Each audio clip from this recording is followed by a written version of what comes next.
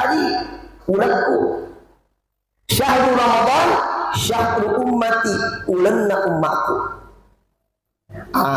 Maka istimewa pada malam ini Bapak Ibu, kita akan membahas tentang apa sih keistimewaan di bulan Rajab ini.